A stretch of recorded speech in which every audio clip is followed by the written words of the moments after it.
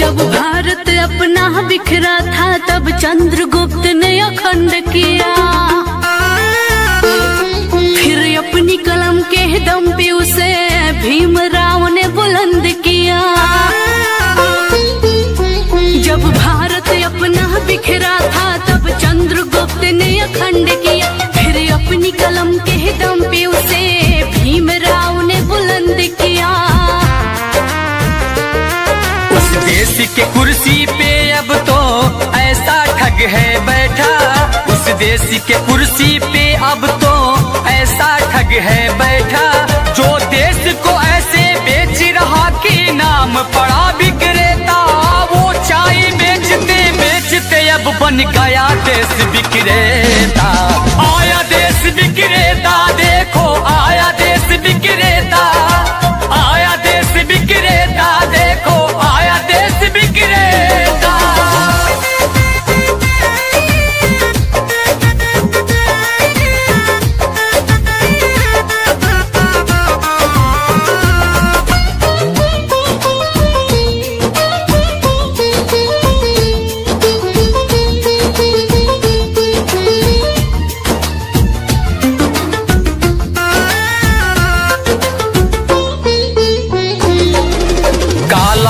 लाऊंगा कह के भारत का कोष भी साफ किया, श्रमिकों को भूखे मार रहा, धनिकों का कर्ज भी माफ किया। काला धन लाऊंगा कह के भारत का कोष भी साफ किया, श्रमिकों को भूखे मार रहा, धनिकों का कर्ज भी माफ किया, धनिकों का कर्ज भी माफ किया, धनिकों का कर्ज भी माफ किया। लाखों का सूट पहन के भी खुद को फकीर है कहता, जो देश को ऐसे बेच रहा कि नाम पड़ा विक्रेता। वो चाय बेचते बेचते अब बन गया देश विक्रेता। आया देश विक्रेता, देखो आया देश विक्रेता, आया देश विक्रेता, देखो आया देश विक्रेता।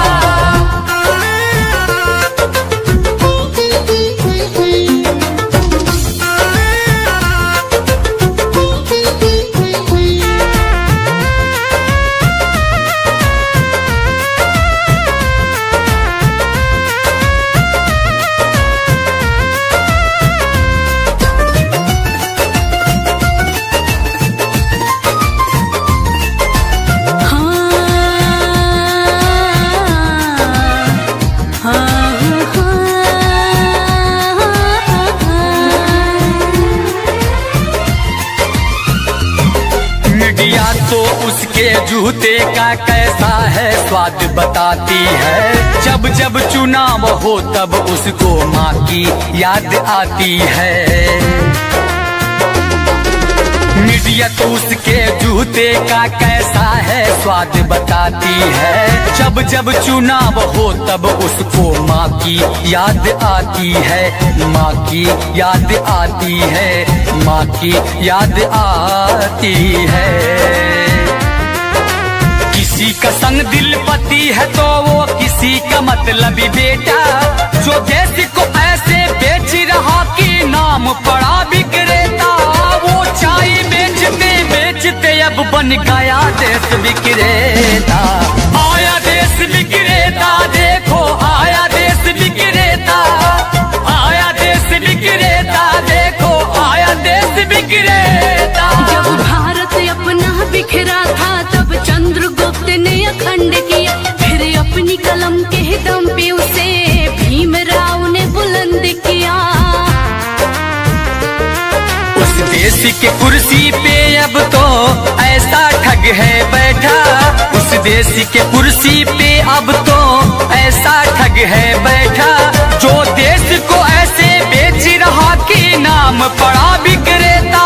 वो चाय बेचते बेचते अब बन गया देश विक्रेता। आया देश विक्रेता, देखो आया देश विक्रेता, आया देश विक्रेता, देखो आया देश विक्रेता।